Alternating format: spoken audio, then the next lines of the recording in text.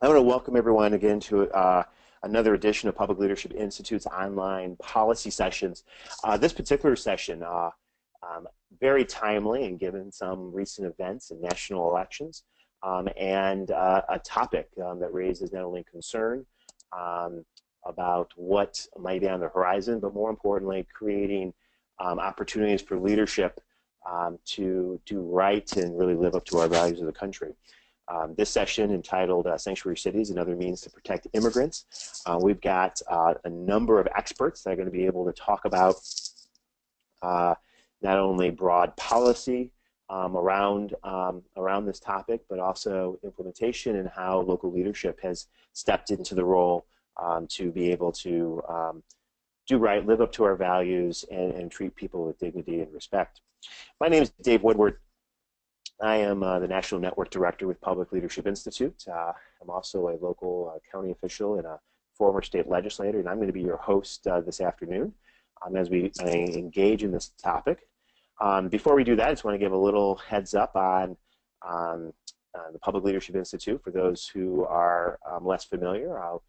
We're a nonprofit, nonpartisan policy and leadership center really focused around building public awareness around key issues around equity and justice, particularly this topic today, and working with public leaders to develop them into stronger champions to improve the economic and social conditions for all people. You can get a lot of information about Public Leadership Institute at our website, publicleadershipinstitute.org, and I will make sure that that's available. Make sure that's available for you as we move forward. If you go to our website, you're going to find a host of publications around topics, including some of the topics that we're going to be talking about today, but use them as a resource to put into practice around messaging, policy development, advocacy of specific policy solutions to tackle some of the problems that we have today. Some other housekeeping issues. We really want to be able to address all the questions of people joining us all around the country to listen in and hear about this topic. To that end, we've got a number of ways to bring your voice into the conversation. If you have audio capabilities, you can click on the hand icon on your control panel at any time. We will try to provide as much time for questions that people have, and bringing your, and we'll unmute you and we'll be able to ask those questions of our experts that are joining us today. In addition, we do realize that people join us from a variety of places and situations, and so we want to make sure that you can also ask your questions by typing questions in the question bar. And I will get to I will read those to our experts so that we can get all those questions answered, and that this becomes as useful and helpful a presentation as possible. If you have any additional questions while some of the presentation is going on, feel free to email me directly at dwoodward@publicleadershipinstitute.org, or you can type things in the message bar. I will try to get to those as they're happening when I'm not directly managing anything of the presentation. So without any further ado, we're going to embark on our topic, and our first presenter, I'm very happy to invite, is Melissa Keeney, a staff attorney with the National Immigration Law Center, where she focuses on promoting the rights of low-income immigrants through litigation, technical assistance, and administrative advocacy. Her main work area of focus on immigration enforcement, with particular focus on programs that permit local law enforcement to collaborate in immigration enforcement. She also serves in the litigation teams challenging anti-immigration measures in Arizona, Utah, Georgia, South Carolina, and Alabama. And prior to joining the National Immigration Law Center, she worked with a nonprofit in Israel, Palestine. She holds a law degree from Loyola Law School from Los Angeles. Melissa, thank you so much for being with us today.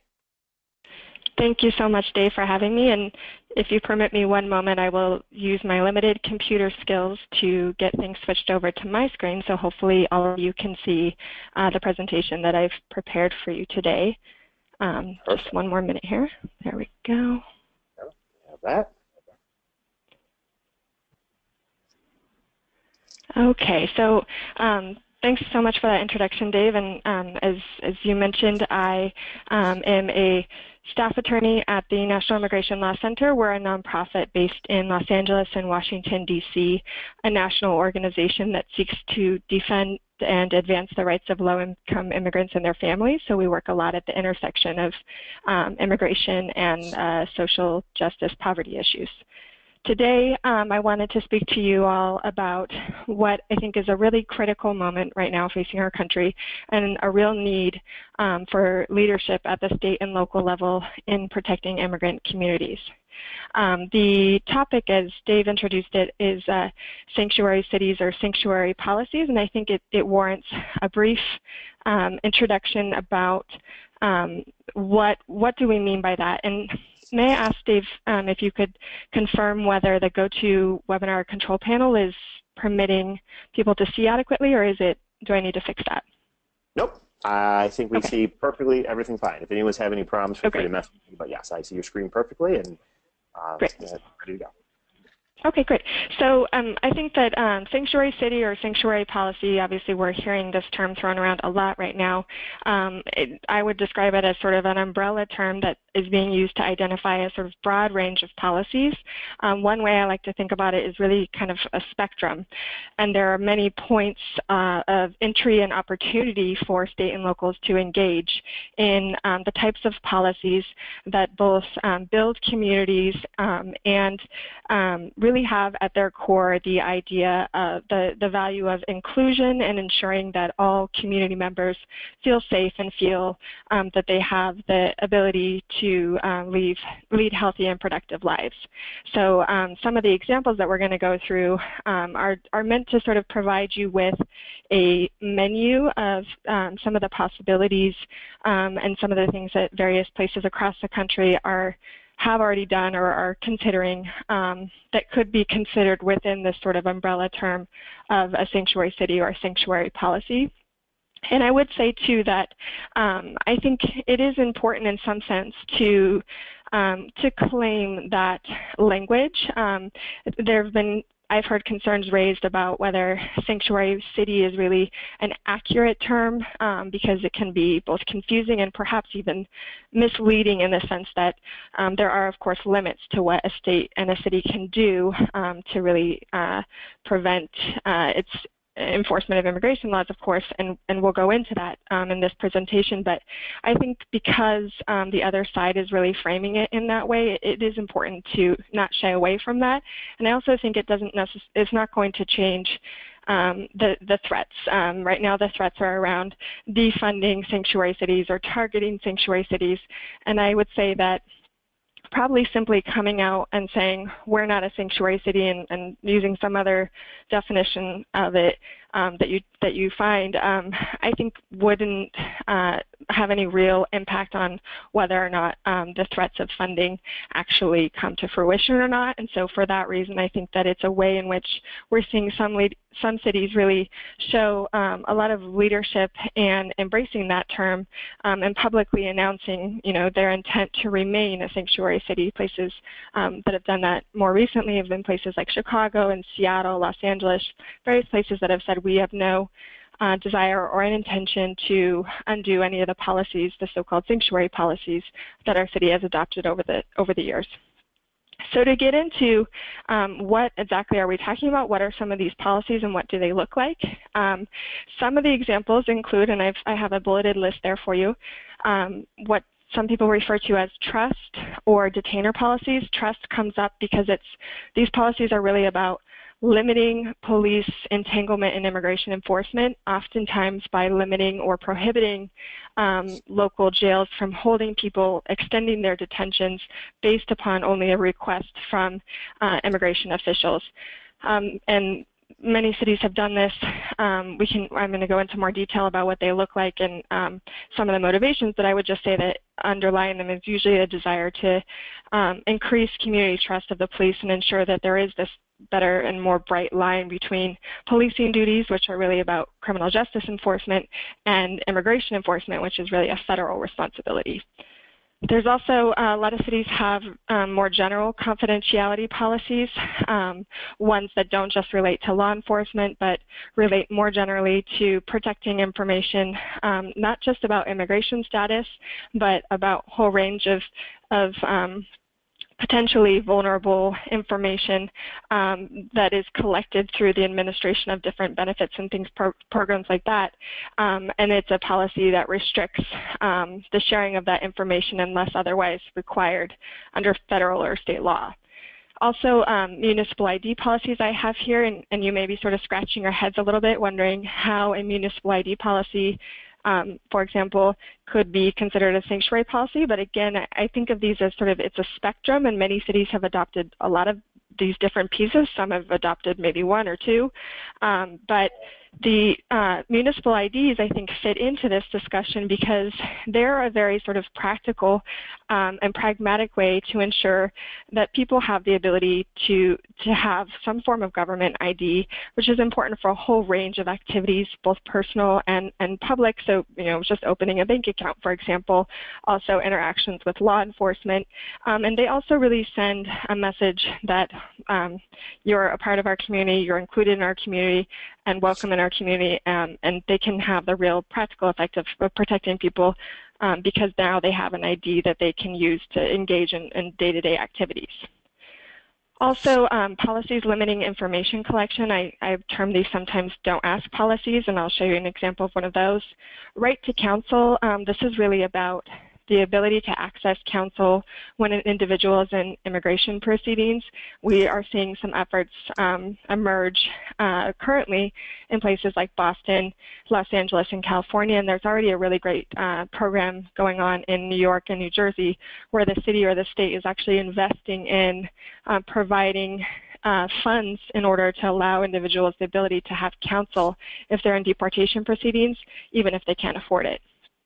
There's also the efforts that have been popping up across the country, resolutions or declarations of a city or municipality as a welcoming city, and I think we're going to have the city of Denver on as a presenter after me, but their mayor just did a really great video about that Denver is a welcoming city and reaffirming their intent to continue to welcome on various levels lots of people who may be feeling targeted currently, not just about immigration status, but other things as well. There's also, within this category, I would say statewide efforts to expand access to things like driver's licenses, higher education, and also healthcare. One last note here on this slide is I have the question whether a sanctuary city is different than a welcoming city. And I would just say here that I'm not sure it really matters very much whether there's a distinction, but as I had said at the sort of top of this, I think it is important to engage in a discussion around sanctuary cities because that terminology is sort of under attack right now. And so I think there are some places that have adopted, for example, a resolution declaring themselves as a welcoming city, but then not having actually any sort of substantive policy to point to, some of the examples that I just gave. And so I think that when I say it's important for cities and states to be showing real leadership now, I mean that in a sort of in a substantive way, more than just sort of declaring we are a welcoming city. What does that mean? What are the sort of protections and policies that we have in place that ensure that people do feel welcomed in our city? And so hopefully this presentation gives you some ideas about what those policies might be. So turning first to an example of a trust detainer policy, I used the city of Richmond here, just not for any particular reason, but they have a policy on ICE detainers, and like most of the policies relating to this issue, they begin with a purpose and scope, and it really is a way to reaffirm this bright line between the city resources. The city police are not here to engage in enforcement of federal immigration laws.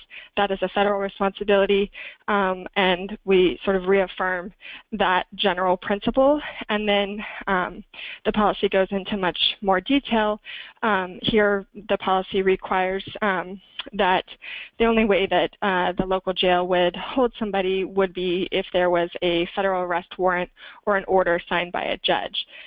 And so this is a kind of a result of some litigation that's happened across the country on ICE detainers. And basically what an ICE detainer is literally a one-page form that's sent from ICE to the local jail asking them to hold an individual that's in their custody after he or she would otherwise be released in order to permit ICE to come and assume custody.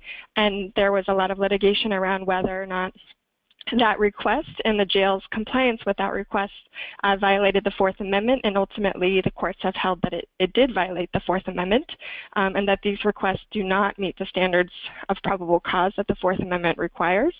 And so many cities have developed these types of policies, in part, I guess, out of the litigation and the fears of liability. There have been a lot of lawsuits and settlements that have cost cities a lot of money, and so they've determined it just doesn't make sense to engage in this. This map on this next screen gives you an idea of where these policies are. We actually see them now in well over 350 jurisdictions across the country. And I think in addition to the very real concerns around litigation and liability are also the concerns around what we call the entanglement of police or local law enforcement in immigration enforcement, and how that sort of involvement and the perception that the police are there to enforce immigration law can undermine community policing efforts and the ability of the willingness of community members to come forward and cooperate with police if they feel like that may expose them or a family member to some form of immigration enforcement. So we really do see these policies in a lot of places across the country. Of course, there are also some statewide laws on this as well, which is why you see all of California blocked out here. There's also a policy in Maryland and Connecticut. Colorado is another state where no entity in the state currently honors ICE detainer requests and holds people for that extended period, although there is no statewide law that does that. Just all the agencies within the state have determined to do so. The next example I wanted to give you of a sanctuary city policy is a sample don't ask policy. This is one that has been around for quite some time, 1979.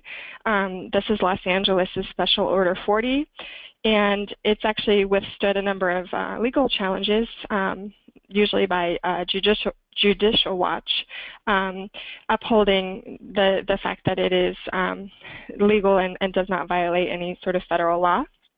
I think one point that we'll cover towards the end is a federal statute, 8 U.S.C. 1373, and I'll have the details of its language up on the screen in a little bit. But I just want to distinguish these types of policies, which are really about don't ask, I say. It means basically that the police, their job is not to inquire about immigration status. It's usually not relevant for an investigation of any sort of violation of municipal or state criminal provisions, and in fact can undermine their ability to investigate those potential violations, because again it sort of blurs the line between policing and immigration enforcement, which is a federal responsibility.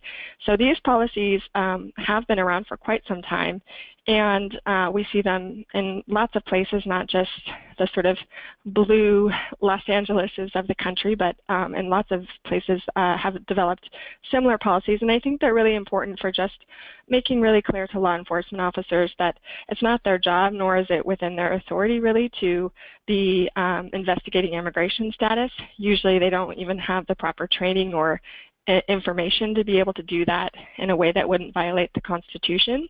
And so these policies, I think, just really reaffirm that very fundamental sort of constitutional premise. Next, I wanted to cover municipal IDs, which I already kind of discussed a bit, how municipal IDs might fit into the debate around sanctuary cities. The practical benefit or effect of a municipal ID can be very tremendous. A lot of times, for example, many individuals end up in immigration proceedings as a result of a minor traffic violation. And usually that is because either the state does not offer the individual the ability to apply for and be trained, tested, and insured and get a driver's license, or because they simply didn't have any ID that the local law enforcement agent who stopped them was able to accept as an ID in order to issue a citation. So rather than issuing the citation, they book them and do a custodial arrest in order to identify them properly according to their policy.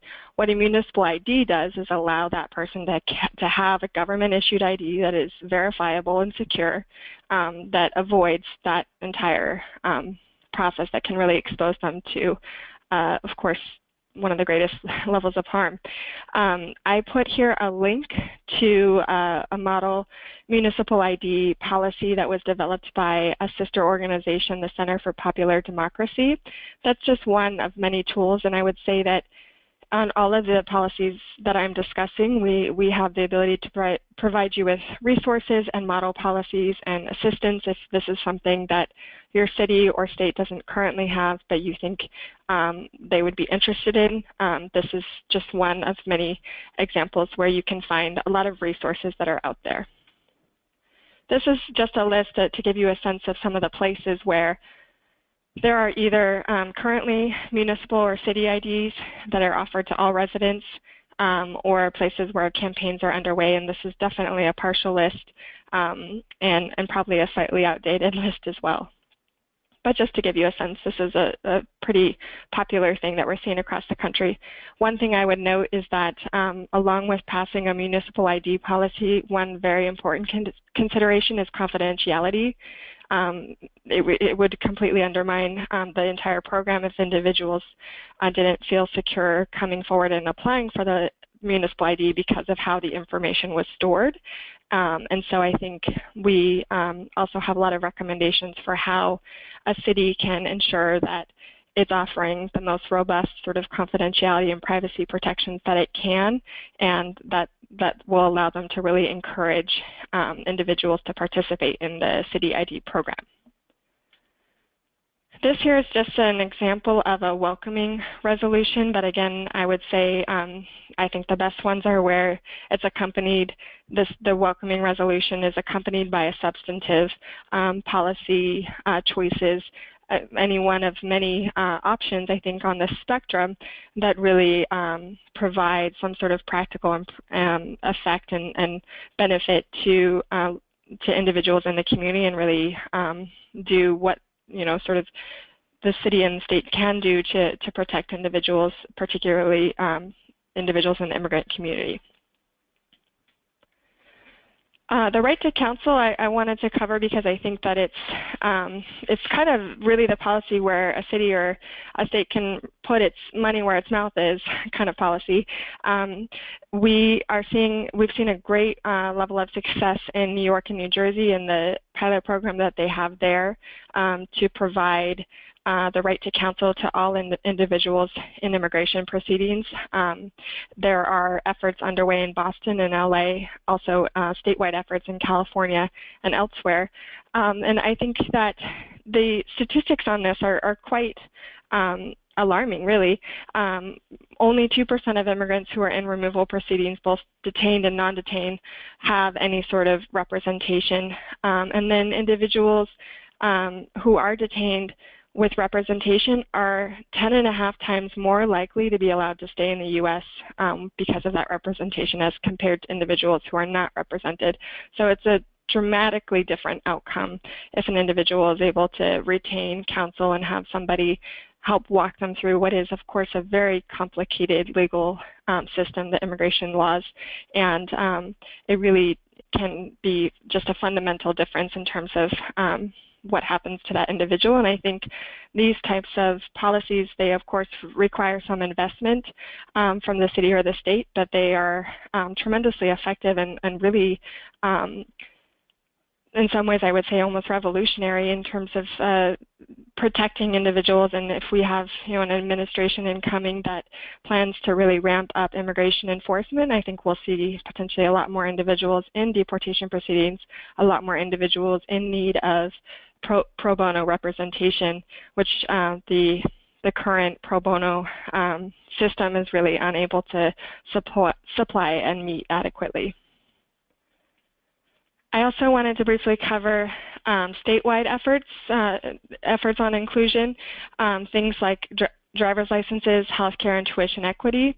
I think they relate to this because they are, again, another way in which a state can sort of define itself as a sanctuary state or as one that really values all community members and seeks to have policies that protect all community members and ensure that they have the tools that they need to lead healthy and productive lives. So I wanted to show you a few maps just to give you a sense of where these policies currently exist. And here is a map on health coverage for pregnant women that shows you some places where Medicaid is offered to, this is for lawfully residing pregnant women, so people who actually have immigration status, but federally there's a time bar and they have to wait for a number of years, 5 years, in order to apply. Here, these states have adopted policies that allow them to not have to wait. And then the darker green is states where there's medical coverage for pregnant women regardless of immigration status, which we do see a good number of them across the country. And of course, there's really strong public policy reasons to adopt this type of policy, but I think it also really sends a strong message about the state's value of all of its members, and that inclusion and welcome is really what the message that the state wants to send. On driver's licenses, we have a number of states that have expanded over the last couple of years their access to driver's licenses. These are states that offer licenses regardless of immigration status. We do a lot of work at the National Immigration Law Center on this issue in particular. This is something that I focus a lot of my work on, and we have a lot of resources on what those state laws can look like, both how to protect confidentiality. There are obviously concerns around Real ID and federal requirements there, so we have resources that can help you think through how to develop a policy that wouldn't have a Real ID issue in the future. This here is a map on current state laws and policies on access to higher education for immigrants. And this is basically to ensure that individuals who can prove residency in the state are able to access in-state tuition rates, or even some places have gone further and provided things like scholarships or state financial aid to residents regardless of immigration status. And that, of course, has a real fundamental provides a real fundamental change for immigrant communities to be able to access higher education, which is quite important and necessary for future ability to participate meaningfully in the economic nature of the state. So I think these policies, we see them in a number of places. The darkest green ones are the ones that have gone the furthest and have both tuition equity laws and provide some form of state financial aid. So I wanted to touch briefly on what may be of concern to many of you, which are what we are hearing a lot about in the news right now, the current threats to sanctuary cities.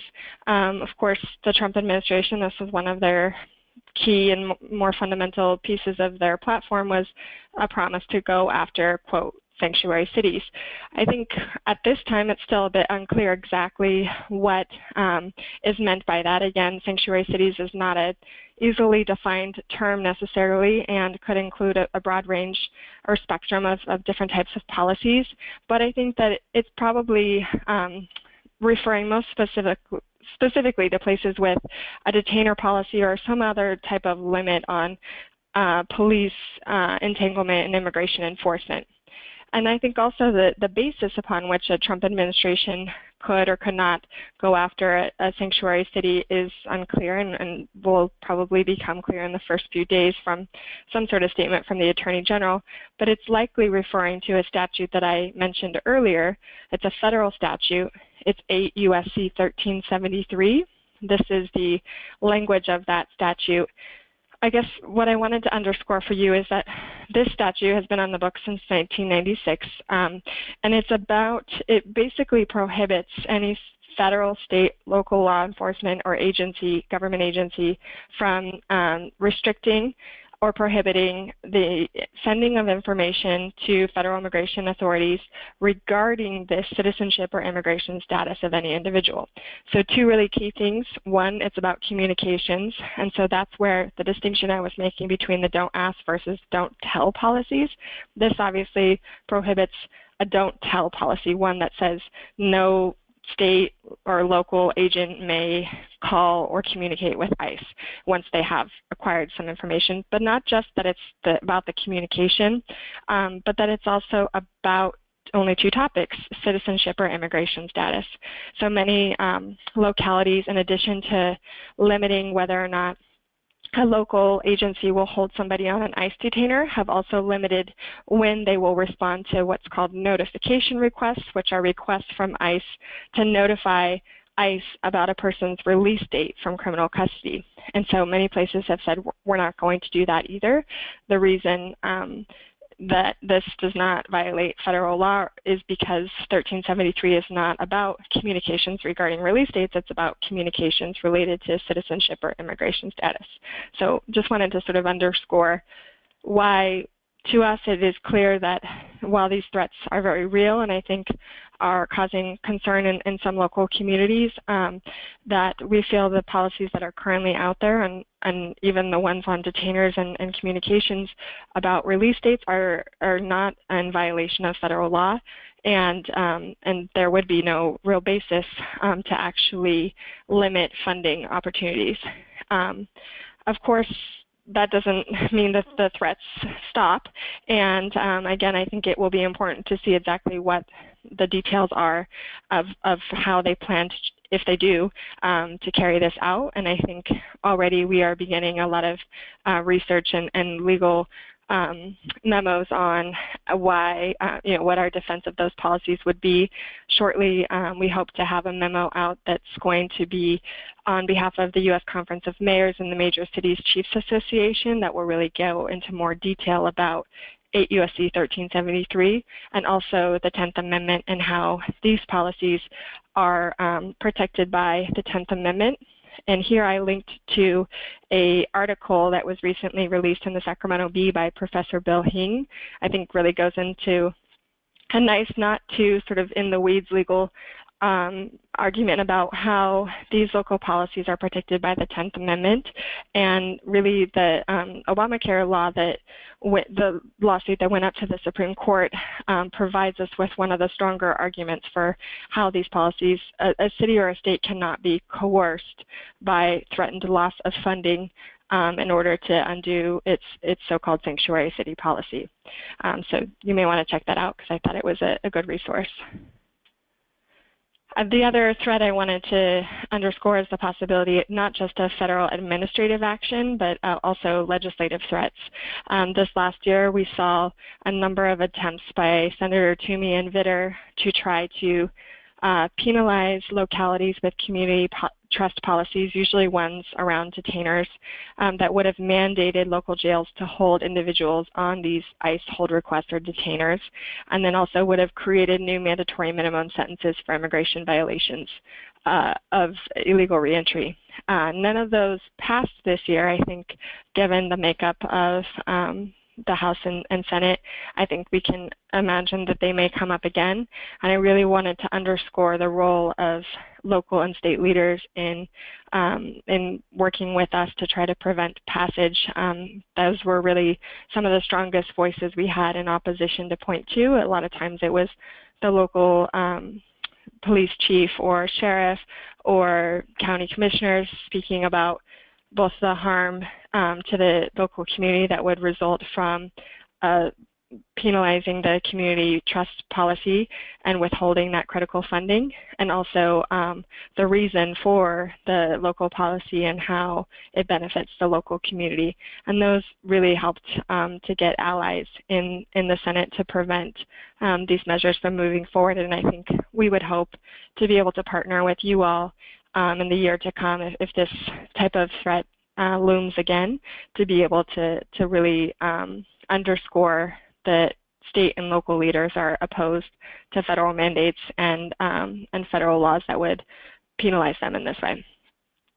So with that, I will pause, or I'll stop, and I know we have another speaker and then we want to have time for questions. Just wanted to provide you here with my contact information, and I'll also stay on for the next half hour if we're able to get to some questions, but happy to also respond to direct communications by email or phone if there's anything in particular that we can do to help support the leadership that you all are trying to take on this issue. Thank you.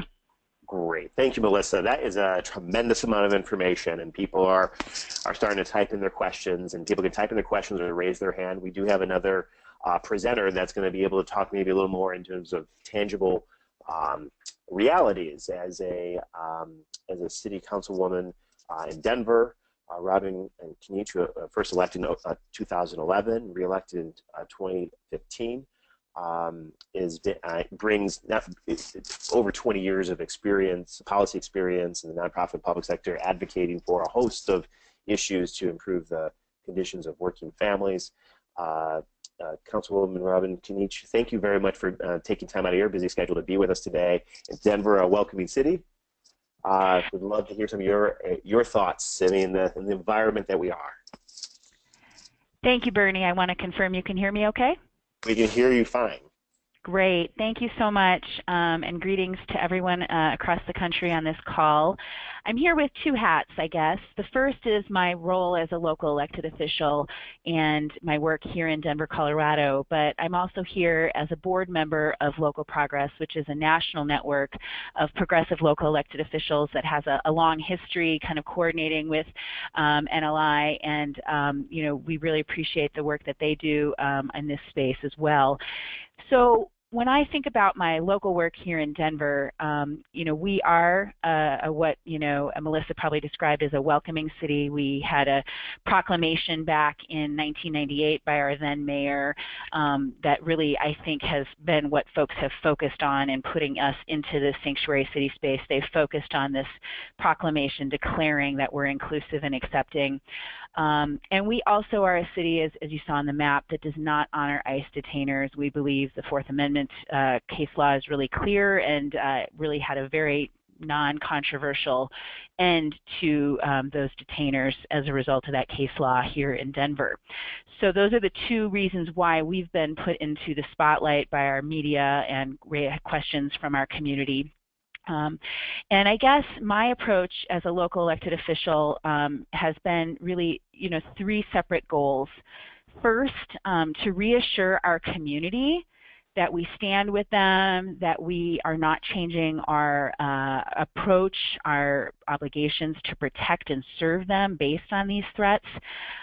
So that's been my first and primary goal. Melissa mentioned a video from our mayor speaking directly to the residents of our city that's gotten hundreds of thousands of hits.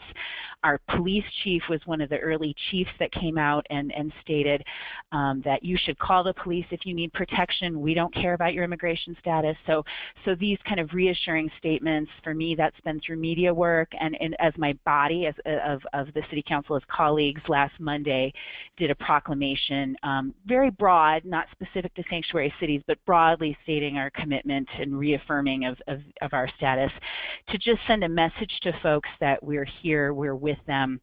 My second goal is really, as I talk to the media in particular, but even just to my constituents, I think, is to educate, and I'll use my dumbed down version of Melissa's talking points, which is there's no legal definition of sanctuary city.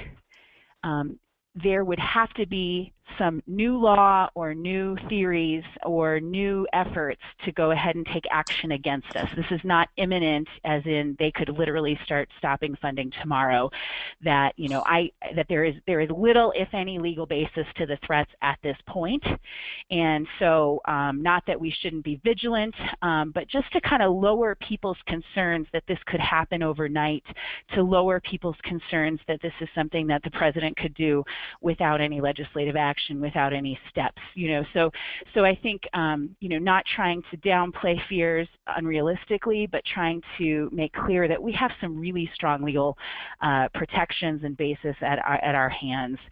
And then third, this one kind of connects both locally as well as to my role with my colleagues nationally, which is that we do need to be prepared for the legal legislative fights that may come.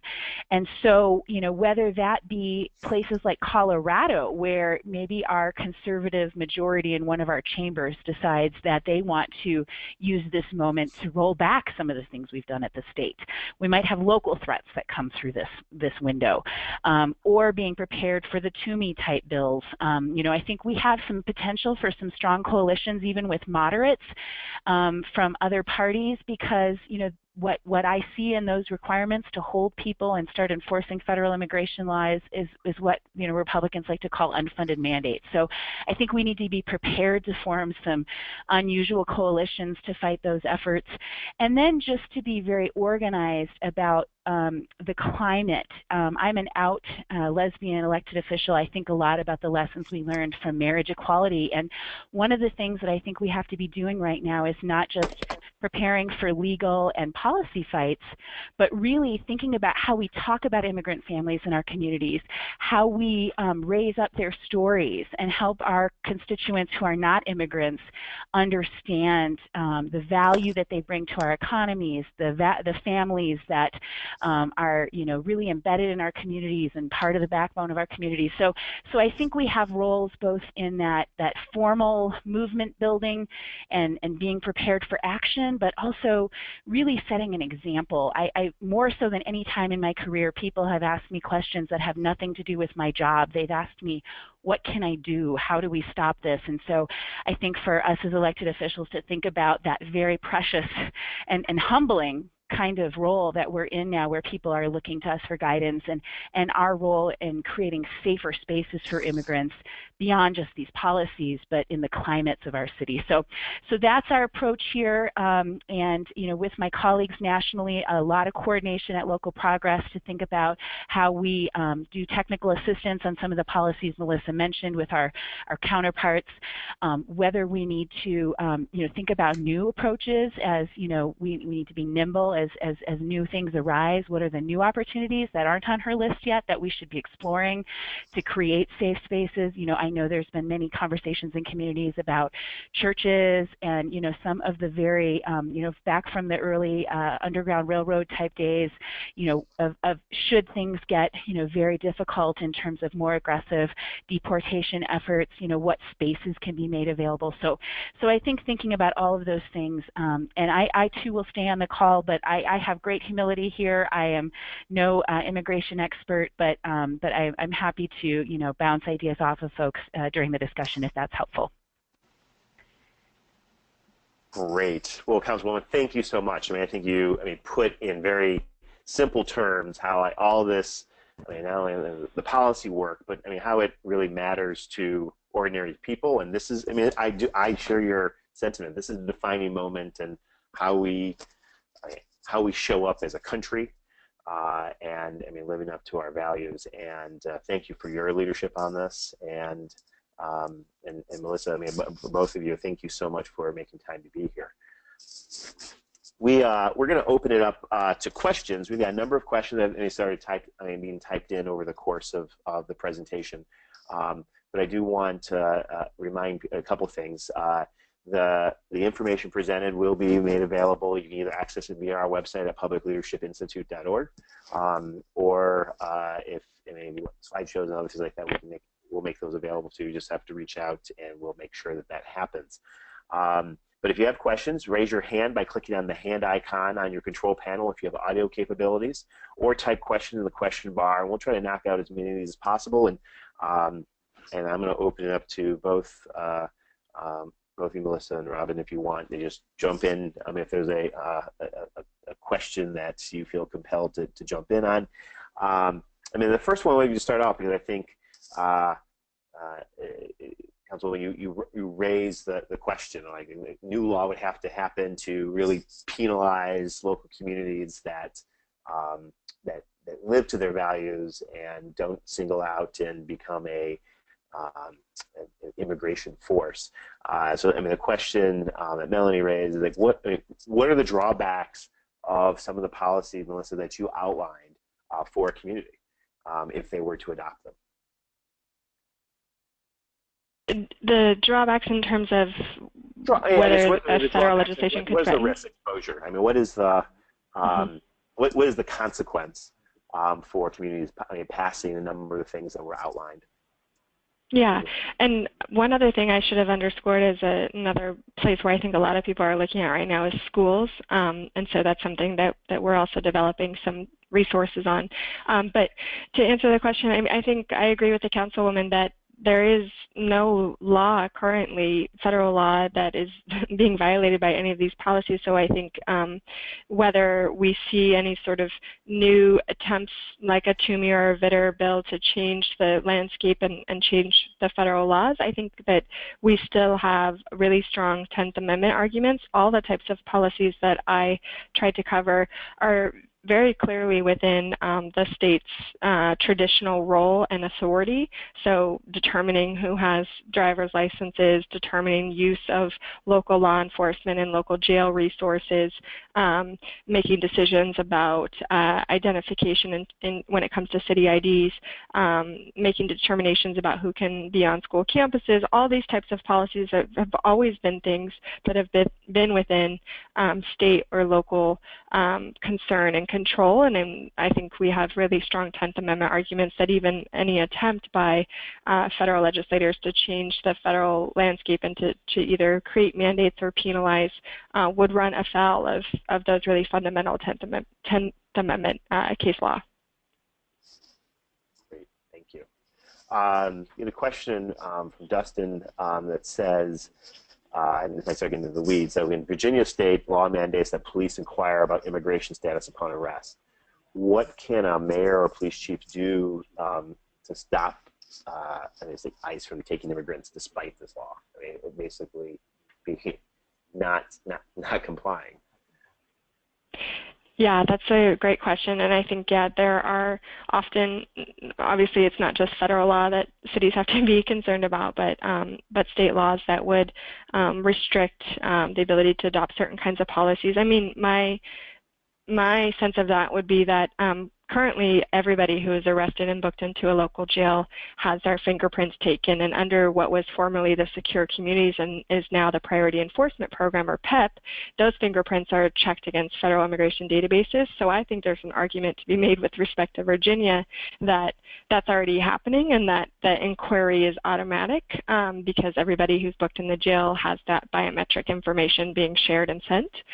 But aside from that, I think that certainly a local policy on detention or even notification that the local jail isn't going to hold people beyond when they would otherwise be released, or provide notice to ICE that they're going to release somebody, would both not run afoul of that sort of provision in Virginia, but would also have a real practical effect in terms of being able to protect community members, because ICE really relies on those detention requests and notification requests to make its job easier in a sense. And so I'd be happy to talk about it in more detail, like how they actually work and what the practical effect would be, but I think that you would be safely not violating the Virginia law and also providing a real practical protection. The previous question actually generated a series of other questions related to risks, but really getting at, opponents fighting local leadership, advocating for some of the policies that you outlined, Melissa.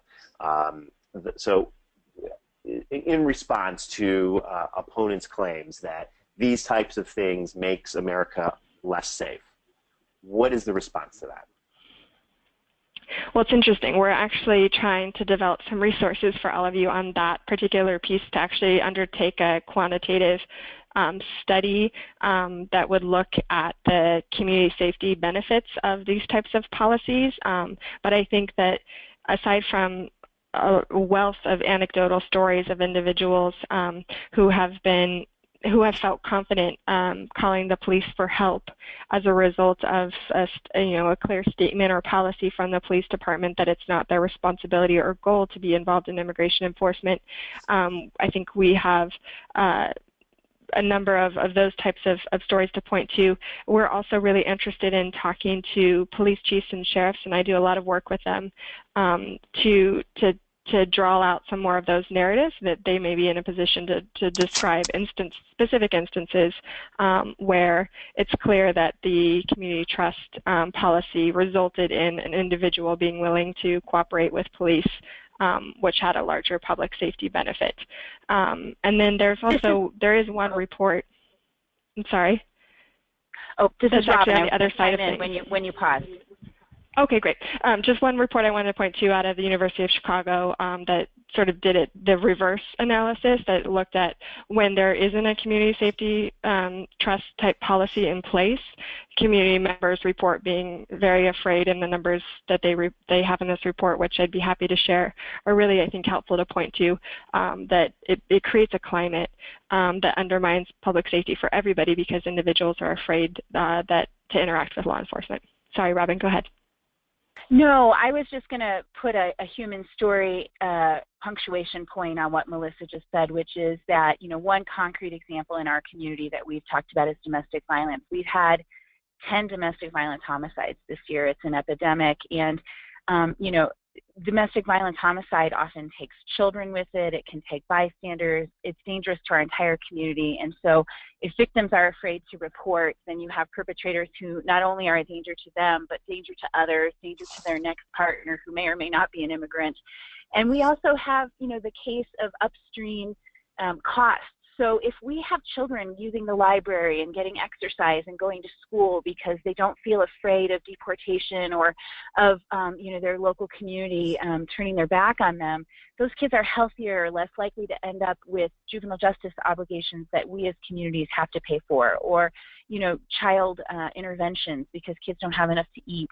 So I think that the case that it costs us more to have folks living in the shadows and waiting till things are crises than it would for, it's cheaper to get the inoculation than it is to go to the emergency room. And so there's both a fiscal argument that we as policymakers can make that it is less expensive to have folks in our community using the services that are there and not living in fear and avoiding them, and also that public safety argument that Melissa gave. So those are some of the ways that we're talking about it at the local level, again, with our non-immigrant constituents who might want to understand why and how this impacts them.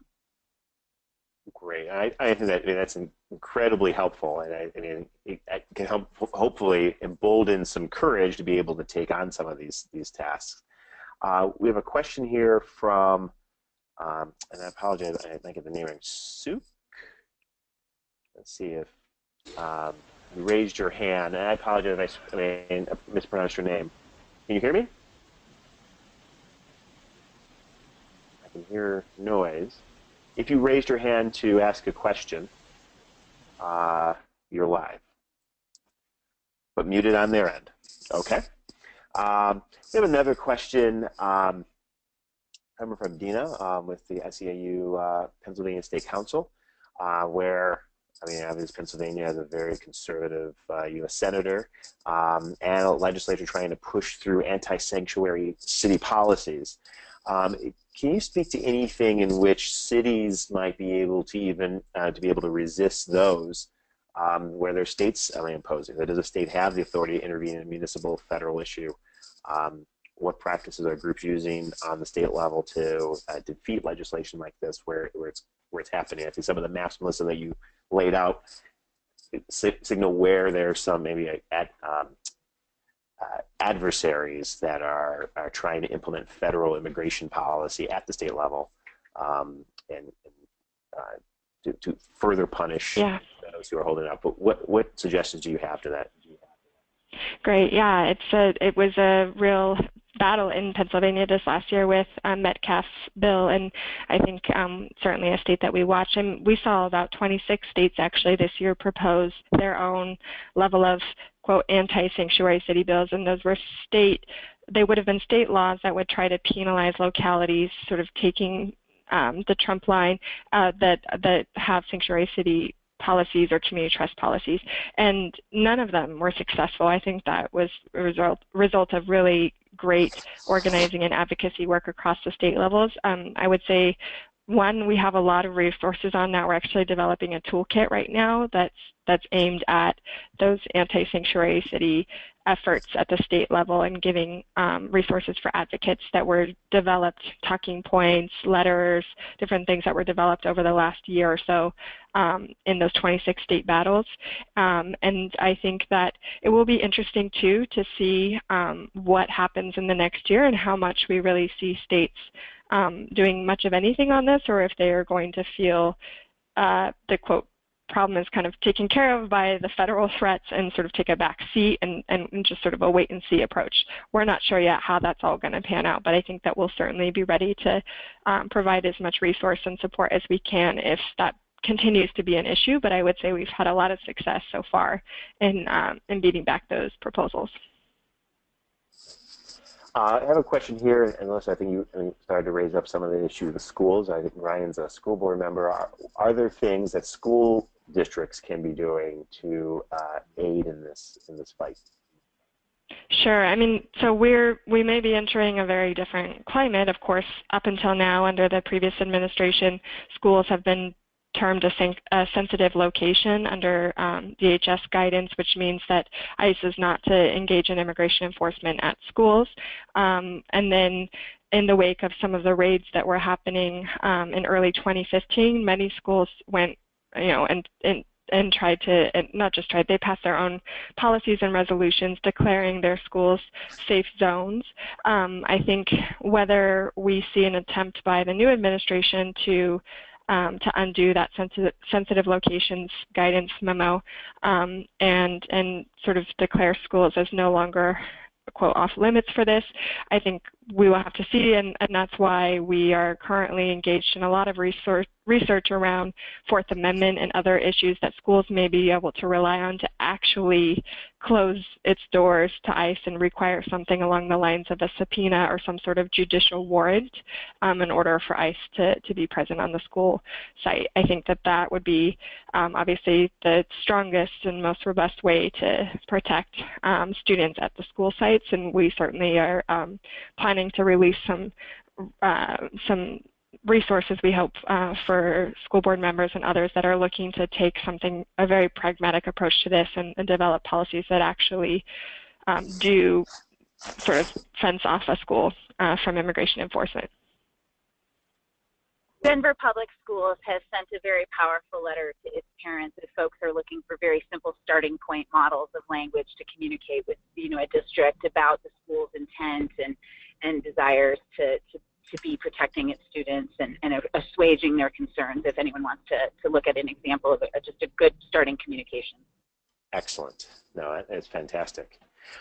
We had a number of questions that came up around the municipal ID concept, and one question that kind of sticks out, do we see any evidence of states trying to preempt local communities from adopting municipal IDs? Is there any evidence of that? I mean, there have laws been are passing all over around the country. I mean, has it stepped into this space? Not really. I mean, in Pennsylvania, actually, there are 7 municipalities with municipal IDs. We saw an attempt in Arizona, which was not successful. That was really targeted at Phoenix's municipal ID effort. And so, I mean, we've seen it. I think that there, again, we have some legal tools at our disposal because something like a municipal ID, usually according to state laws within local concern and within their powers to implement. But for the most part, the ones that, New Haven's policy has been around for a long time now, San Francisco's as well. So I think any attempts that we've seen so far have not been successful, and I think we have both strong policy messaging and things that we can point to and point you to if it's helpful around why these are appropriate local policies and the benefits to the local community. And usually it's really helpful to sort of draw it outside of the immigration context, and these types of IDs are obviously available to all community members and can be really important for the homeless community, for individuals who may not have access to otherwise access to a government-issued ID. And so really trying to underscore the benefit to the whole community and make it about something more than just immigration. Well, I want to take stock, and our panelists take time out of their very busy schedules to be with us, and we're at the top at 4 o'clock right now. So I want to thank both Melissa and Councilwoman Kniech for taking time to be with us to talk about this. Because it is definitely an issue that had a lot of attention over the course of the presidential campaign. Given the outcome, makes not only the solutions that much more real and so critically important for living up to our ideals as a country. So I want to say thank you to both of you for being with us. And I know that you might have to leave, and so I just wanted to give you an opportunity to say some final remarks. Thank you so much. I do have to jump off. I just want to thank you for having me and just for the opportunity to connect with all of you, and thank you also for all the leadership that you've been showing over the last months and even years on these issues. And we've seen Texas obviously provide a sort of crusade against the Obama efforts, and I think when it comes to this new era, we're really looking at where's our Texas, and we really need that continued leadership at the state and local level, both as a sort of message to the immigrant community and other communities that may feel targeted about the city's policy of welcome, and also as a sort of practical protection against what we may see in terms of targeting from the new administration. So just want to thank you all for that, and say that the National Immigration Law Center is happy to provide any resources we can, and would be happy to partner with any of you on this. I will just thank you again as well, and I know Progressive Leadership Institute is there as a resource to all elected officials. For those who are at the municipal local level, we have a school board network as well. Local Progress is an opportunity if you would like to continue the conversation with your counterparts at the local level. We have an annual convening where this will certainly be a topic in July of next year, as well as webinars and other opportunities to dive deeper with counterparts who have passed these policies, so we can find partners for you who've been through them, or help with messaging that has been used by counterparts. We have great leaders in Austin. Greg Kazar and Brad Lander in Brooklyn are examples of leaders who I model my work after. So please reach out if we can be of assistance in that local level network. Great, thank you, Councilwoman Melissa, and there's a wealth of information. Looking forward to those the toolkits and additional memos being produced, and Councilwoman, to your continued leadership in Denver. I mean, it's something that we all can be living up to and replicating the stuff that's doing right by people and making our community stronger. Next, our own Bernie Horn, Senior Advisor to Public Leadership Institute, is here. Bernie, are you still there? Hello, Bernie. Hear me? Yep, I can hear you now. You ready for me to hand it over to you? Yeah, this is just some facts. Go ahead. All right, good. That's hand over stuff to you right there. Bernie Horn, the Senior Advisor and Communication Director for Public Leadership Institute, and has some facts about messaging around these issues that we just want to round off this presentation. We're always trying to not only introduce policy ideas, but how to talk about it. We started a little bit of that in the last segment. Bernie, the floor is yours. So this is just going to take 3 or 4 minutes. You can get resources on this topic at our website, publicleadershipinstitute.org.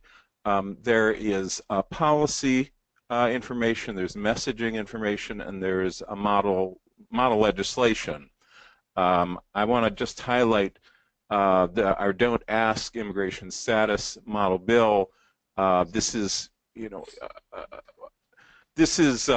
one of the policies that anybody can adopt, and no one seems to be able to see how this could be subject to cause penalties from the federal government, because it's entirely within the power of the state or locality.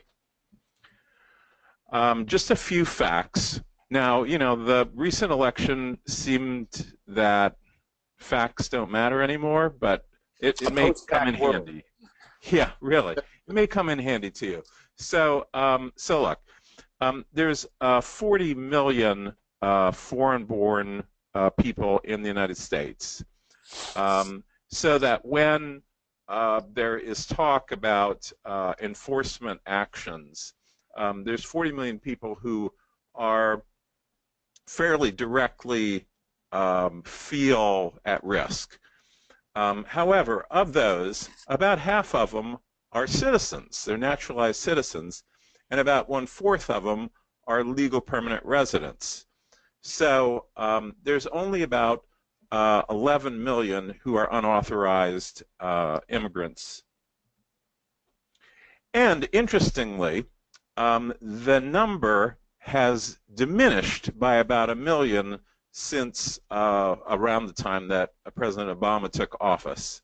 The idea that we need a wall or enforcement actions to stop new immigrants from illegally or without authorization coming into the United States is a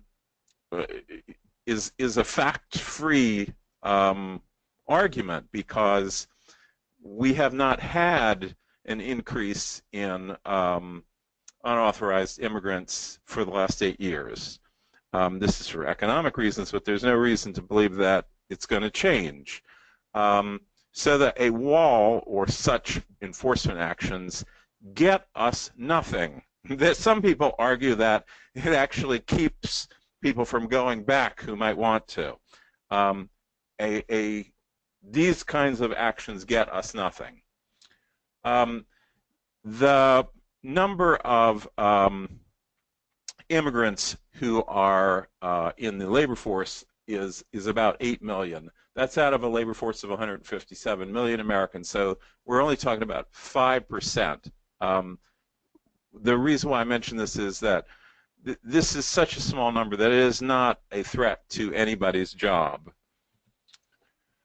Unauthorized immigrants have now been here for a very long time, over 66%. This is in 2014, so it'd be higher. 2/3 or more have been in the United States for 10 years or more. So we're talking about targeting people who are long-time residents, About 60% of unauthorized immigrants are in just 6 states. It's these 6 states, so that when you think about where the enforcement actions are likely to be targeted, is most likely to be in these places. Just some messaging points. Really, I want to tell you about some polling. Do you support or oppose building a wall? Actually, people oppose it, 55-42. And this is asked in a very simple way without even giving any facts. You know, with some facts, you can build up the percentage who are opposed.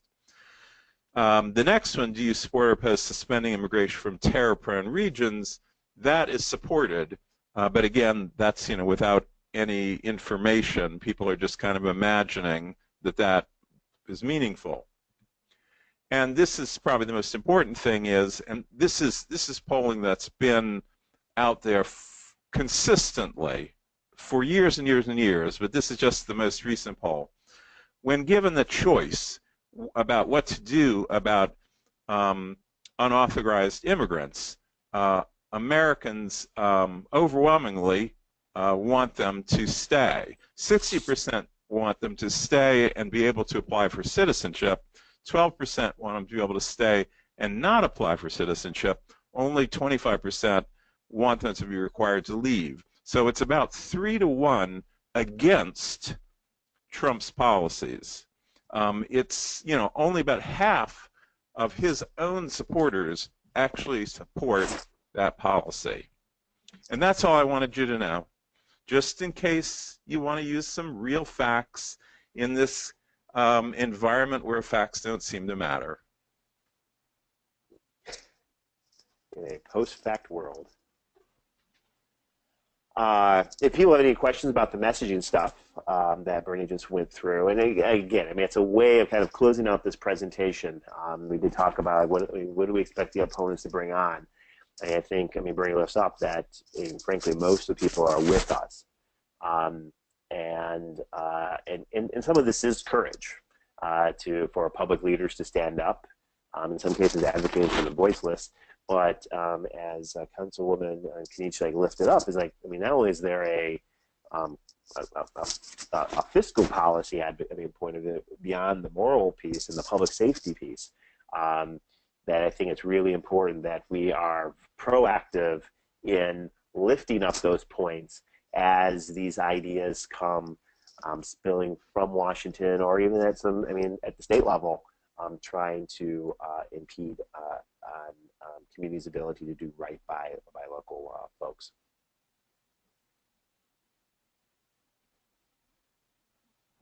A question that's coming up.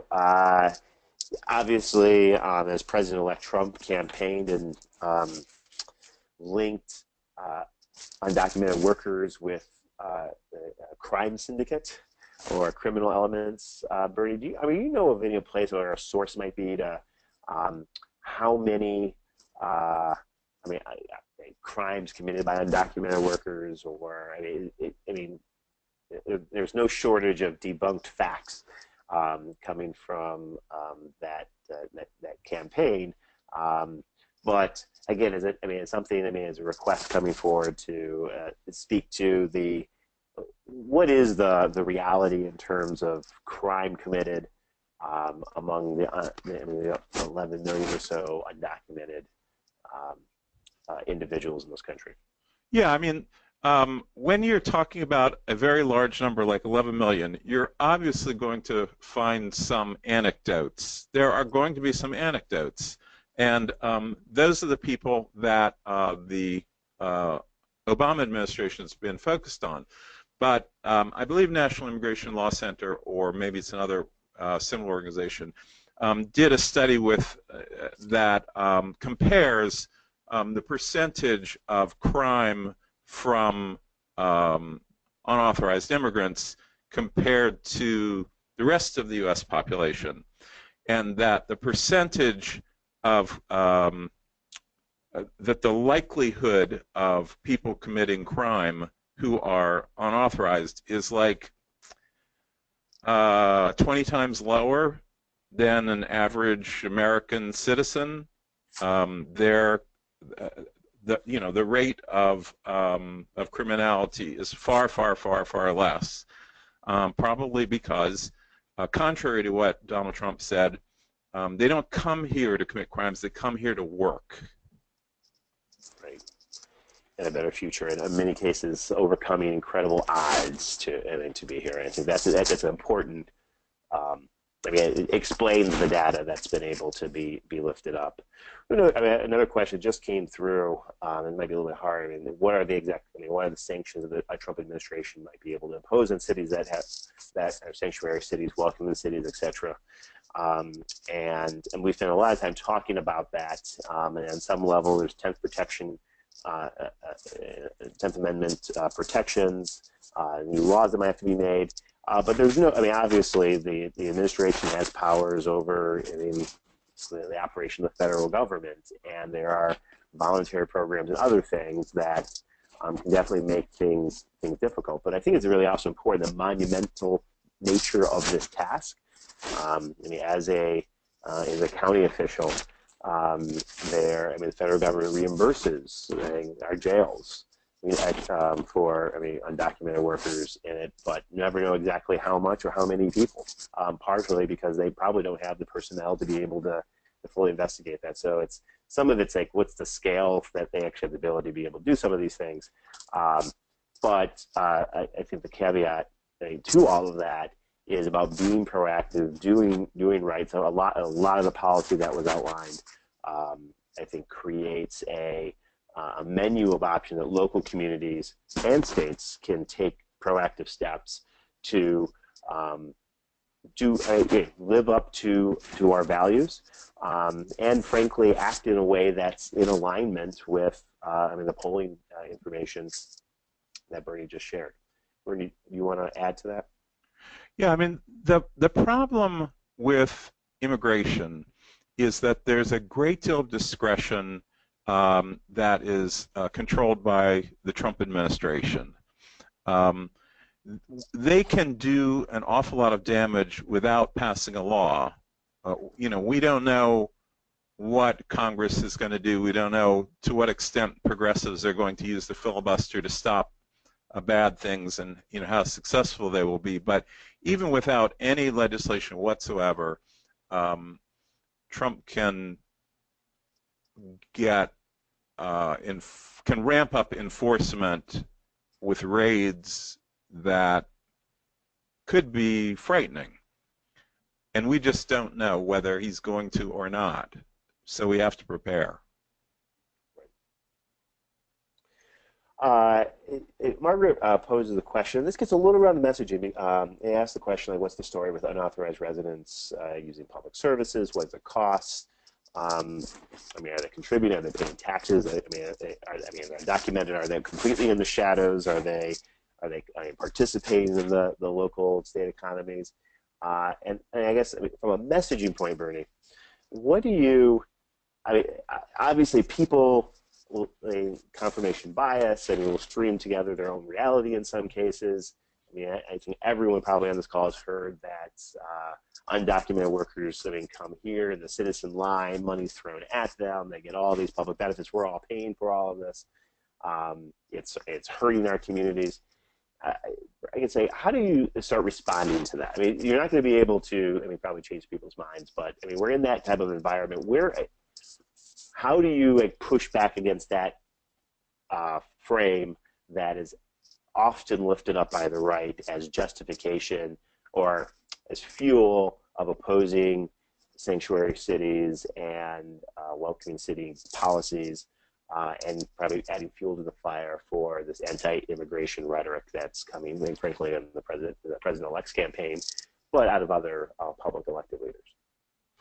Well, remember that 75% of people are on our side, and only 25% want to, deport all these folks.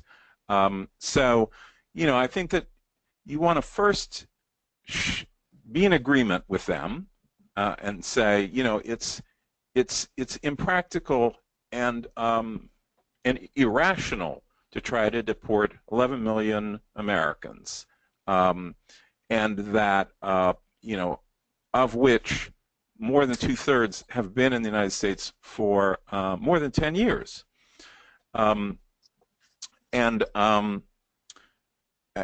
I think I would point out that the reason why we have a problem with our immigration system is that the conservatives have blocked reform legislation every year for as long as we can remember. It's not that we couldn't have fixed this. We could have fixed this, but it's the conservatives in Congress who have stood in the way. And, the policy that everybody really wants is to create a pathway, a system where people can become permanent residents and ultimately citizens. And that's what we should be doing, which is the opposite of what Trump is talking about doing. So I guess what I'm saying is, when you're talking, if you're talking to one of those 25% who want to deport 11 million people, you can't persuade them. If you're talking to someone else, they're fundamentally on your side. Right. Well, on that note, I think we've gotten through most of the questions, and some of our lead panelists they only had an hour to be able to spend with us. You definitely can always reach out, and I sent it around earlier in the presentation, and happy to do it again. The email link for the National Immigration Law Center. a host of resources there, and as you heard Melissa talk about, developing additional toolkits and additional information to help policy leaders, advocates, and others in local communities to advance policy that lives up to the values that that we hold as a country, and ultimately make our community safer. I think it's really important to underscore that some of the rhetoric attacking sanctuary cities, welcoming communities, is actually undermining public safety, is actually undermining quality of communities, and this is not the time, because there is a lot of uncertainty out there, to do a wait-and-see approach, but to be proactive and really send a message of who we are and act in such a way that's in alignment with the majority of the people in this country. So with that, I'll close out. Bernie, I don't know if you have any further closing remarks here, but I think this has been a tremendously informative session, and I think linking that with some of the messaging and fact information that you shared is people are taking away a tremendous amount of worth from today's presentation. I just thank everyone for being concerned about this. This could very well be a crisis in just about 2 months. So I hope it isn't, but we all need to be as prepared as we can be. And we all have a role. We all have a role. So, well, thank you, everybody. Always, look forward to having you join us. We hold these policy and messaging webinars usually every other week. You'll be able to get a copy of this presentation very shortly by going to our website at publicleadershipinstitute.org. Thank you for joining, and look forward for you joining for other topics, other conversation, really interacting with elected officials, policy leaders, advocates, grassroots organizers all around the country who care about these issues and really making America a better place. So thank you, Bernie, thank you. And to our guests that presented, Melissa Keeney with the National Immigration Law Center, and Denver Councilwoman at Large, Robin Kinich, for being with us as well. Thank you very much, everybody. Until next time.